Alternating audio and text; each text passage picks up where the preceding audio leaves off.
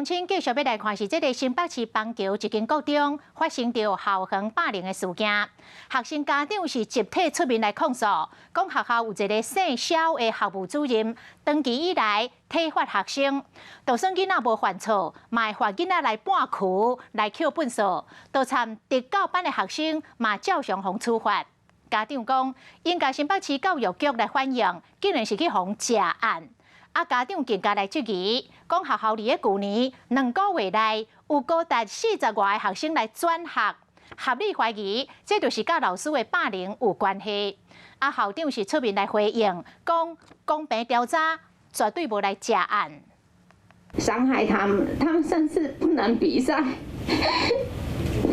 学生的家长一直想到老师对柔道体育队的学生长期的体罚，真正挡袂掉。因为被霸凌转学，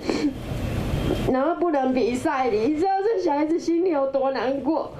你这样要我们家长和小孩子要怎么去承受这件事情？几位学生家长伫议员的陪同下出面替囡仔发声，指控新北市邦桥区某一间国中一个姓肖的校务主任，针对3个特教生，还有一个去年全中运银牌得主，毋但叫因骑马踅，阁要求扣分数，互囡仔长期承受真大的精神压力。也搁加新北市教育局反映了，敢若2个有成案，其他2个被列为关系人，这4囡仔被逼都要转行。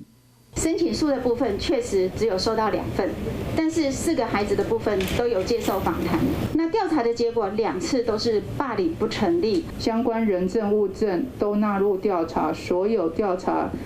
过程落实公正原则，绝无此案。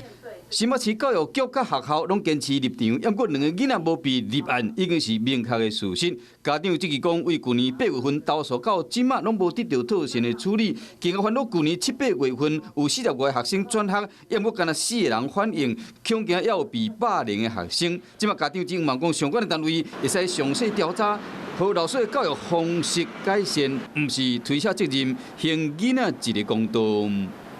Hello， 大家好，我是乃瑜，要教给大家2个任务。第一个，华视新闻的脸书专页，你按赞了吗？还有华视新闻的 YouTube 频道，赶紧订阅起来，还要记得按赞，开启小铃铛哦。